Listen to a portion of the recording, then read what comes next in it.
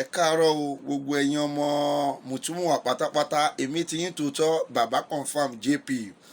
Mo dúpẹ́ lọ́wọ́ dodo yín o fún dodo support yín pátá lórí ọ̀rọ̀ Yorùbá Nation láti lè jẹ́ kí ó wà àti pé kó wá sí ìmúṣẹ. Ẹ ṣé gan ni. Mo kí dodo ẹ̀yin ọmọ Yorùbá nílé àti ní oko ní ọ̀sán yìí wípé ẹ káàsán, mo sì tún kí n wípé ẹ kú oṣù tuntun. God bless you. Ojú títí ríra nínú oṣù yìí, ẹ ṣé gan ni, mo dúpẹ́. Mo kí bàbá Kóìkì, mo kí yín o fún ẹ kú iṣẹ́ ọmọ ń ṣe lágbára Ọlọ́run. A tún máa padà tún jọ rí oṣù tó ń bọ̀ láyọ̀ àti àlàáfíà ni.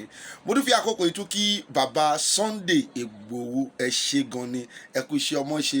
Mo fi àkókò yìí kí gbogbo àwọn èèyàn pátá tí wọ́n ti support pátá tí mi ò mọ orúkọ wọn ṣùgbọ́n mo mọ̀ pé wọ́n ti support. Mo fi àkókò yìí kí gbogbo yín, ẹ ṣé gan ni fún pé Yorùbá Nation tí ẹ fẹ́ jẹ́ kó ṣojú ẹ̀mí wa yìí, ẹ ṣé gan ni, mo dúpẹ́ lọ́wọ́ yín. Mo fi àkókò yìí kí gbogbo sọ̀rọ̀sọ̀rọ̀ pátá lórúkọ Jésù, ẹ ṣé gan ni.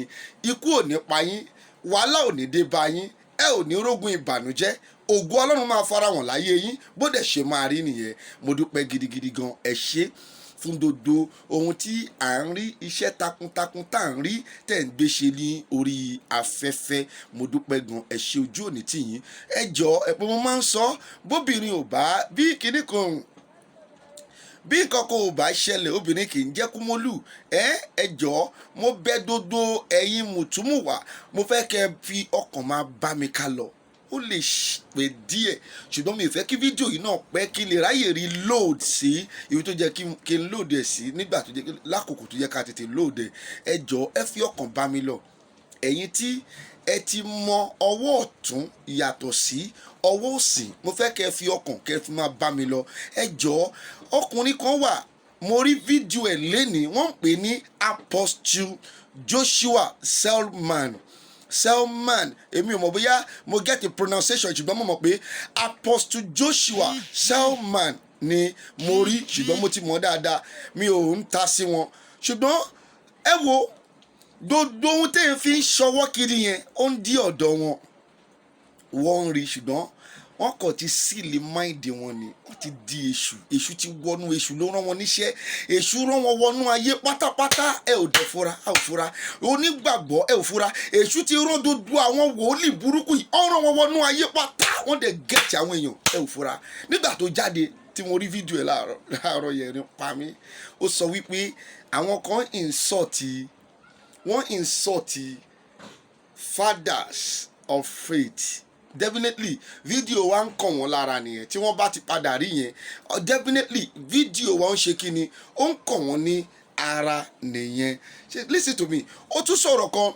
I just want you people to understand me. Now we speak in English today. I will have to put both of them together. When it got to him, he will understand what I am saying. One of his words he said, we should honor the people that the grace of God is upon them. Listen to me. What grace is upon Adeboye? What grace is upon Olukoya? What grace of God is upon Apostle Sulaiman? Tell me, if not the grace of 419. You just have to talk. Let everybody talk. What is the grace that is upon them? Listen.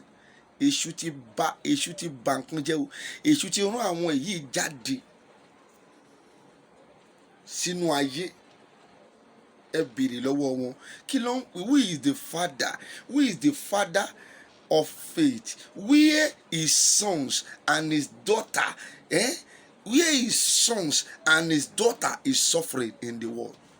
Kí ló wá ń pè ní bàbá ìgbàgbọ́ nígbà tí àwọn ọmọ wọn tí wọ́n ń jẹ̀yà nínú ayé? Kí ló ń pè ní bàbá ìgbàgbọ́ nígbà yìí? Kò sí bàbá ìgbàgbọ́. Kí làwọn ń pè bẹ́ẹ̀ kò yé mi. Ó la inú ẹ̀, ó ní à ń bú àwọn bàbá ìgbàgbọ́. Kí ni wọ́n ń pè ní bàbá ìgbàgbọ́? Nígbà tí Adébóyè Oyèdépò, even this stupid man, the same stupid man tí mo rí fídíò ẹ̀ láàárọ̀ yìí, tí wọ́n ń pè ní Apostle, it's just a small boy. Ìdí tí mi ò ṣe ta sí ni ẹ̀, ṣùgbọ́n ó ti ta sí wa, ó dẹ̀ máa padà rí ìjà. àwọn ọmọ kékeré làwọn yẹn tí ó sọ pé they are fathers of faith. Go and check what is father of faith in the Bible. Are you stupid? Do you think everybody is dumb? Do you think everybody is fool? If you are fooling the people in your church, do you think I am fool as them? I am not fool.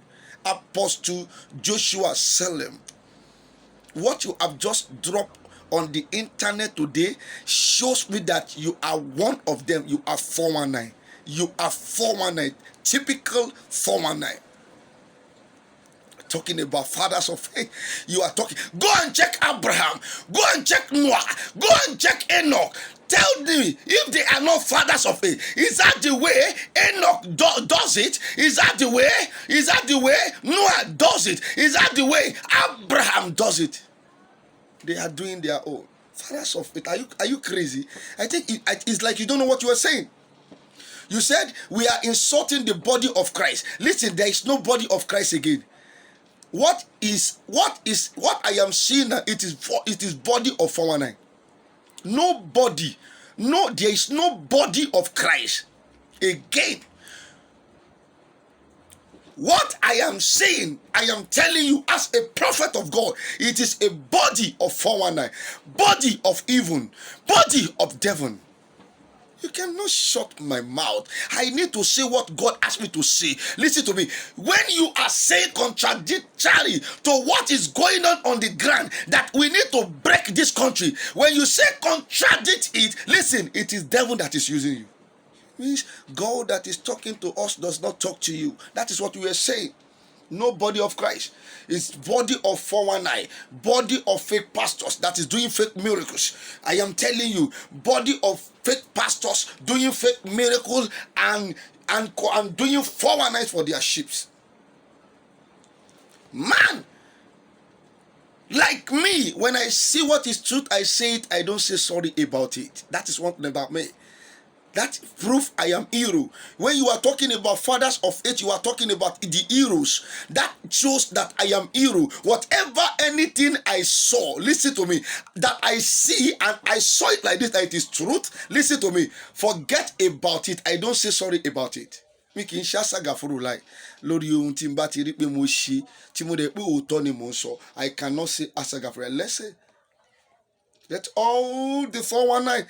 Let all the 419. He said, when we are talking, when we are saying or we are insulting them, we are receiving curse. Listen to who is receiving curse.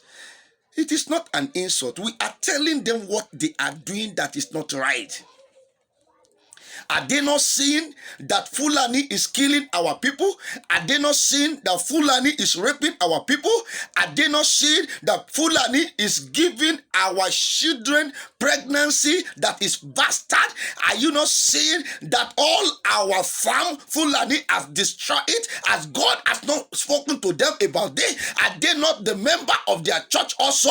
That is what I am saying. We don't insult anybody. We are telling them what is right. And they are the one that call themselves a major prophet. You are stupid for saying that. Àwọn ọlọ́pẹ̀rẹ̀ àwọn ní major prophet now. Ṣé kẹ̀tì bí torí náà làwọn náà ṣe ń pè é. Ó yẹ lọ síwájú kí ẹ lọ bá wọn tẹ́tí bà wá jẹ́ fún now. Go to them and meet them. Go and talk to them. Ẹ bá tó bẹ́ẹ̀. Ẹ kóra yín jọ náà kẹ fẹ́ proof ara yín pé ìránṣẹ́ Ọlọ́run ní ẹ̀yin ẹ kóra yín jọ.